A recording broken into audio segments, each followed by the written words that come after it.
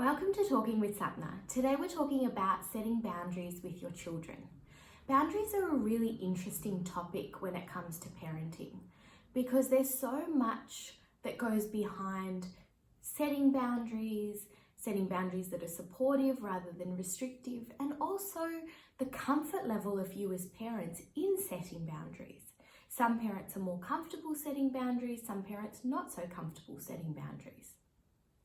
But I think the first thing that I want us to remember when we talk about setting boundaries for our children is that they need and want boundaries. Children thrive off boundaries because it gives them a safe space to try new things, to take risks. And when you set boundaries when they're younger, actually you put them in really good stead when they're older. And not only do you put them in good stead, you put yourself in good stead. Because when you can set the boundaries when they're young, then actually when they get to those teenage years and they have a bit of trouble with emotional regulation and managing their words, when the boundaries are set and the boundaries are clear, yes, they'll fight back against them, but the level of kickback will be different if the boundaries have been set at an earlier age. When you try and start setting boundaries when they're teenagers, if they've never faced that boundary before, it's a very difficult fight to start setting that boundary up. It's not to say you can't do it. You can always do it. Even as adults, we learn to set new boundaries for ourselves. But it takes time and practice. So when we start younger, it gets them in the habit of knowing that boundaries are there to support them. I think often as parents, boundaries can be seen as this negative, restrictive thing. And when you look back on your own childhood, you might be like, oh, this is the boundary my parents set for me. And it was rigid and restrictive and I wanted to rebel against it. And I don't want to repeat that cycle for my children. And I think that's the balancing of parenting in this generation compared to parenting in that generation. And it will be every generation as we go. We always go from one extreme to another before we find that middle ground.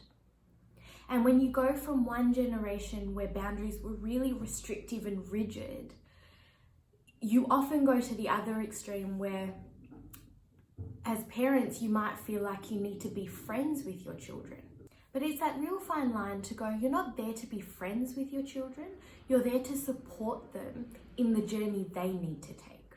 And when you start making those differentiations, what happens is you start to find this middle ground, this grey area of boundaries that work for you and your parenting style, but also work for your children.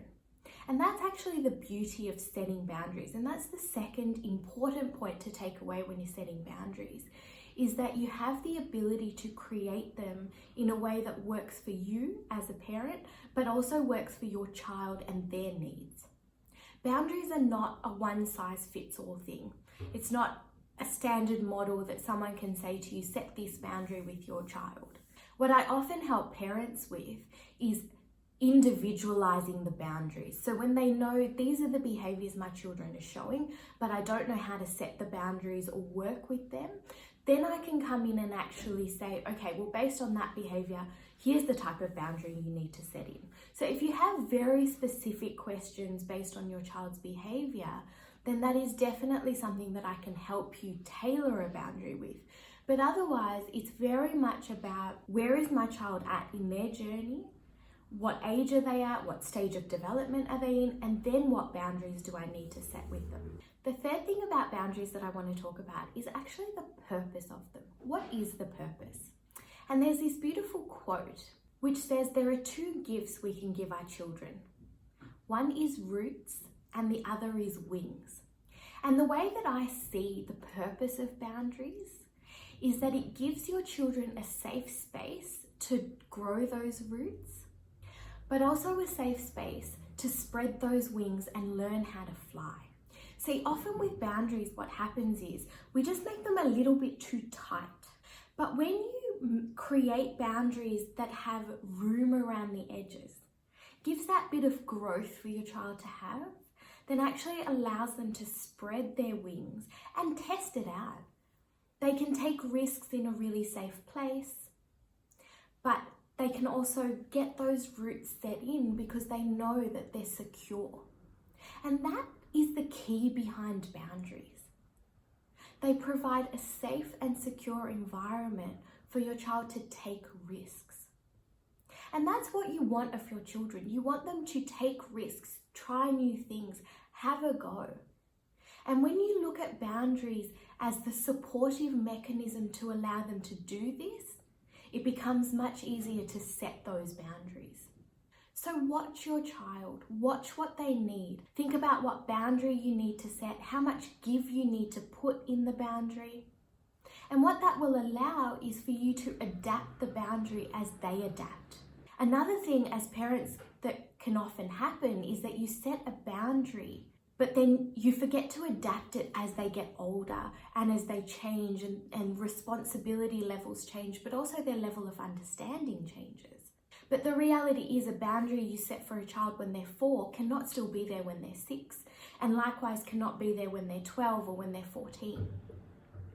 Boundaries need to shift and grow and change as our children shift and grow and change. And with any parenting strategy, it's about understanding the purpose and the benefit for your child and for you as the parent.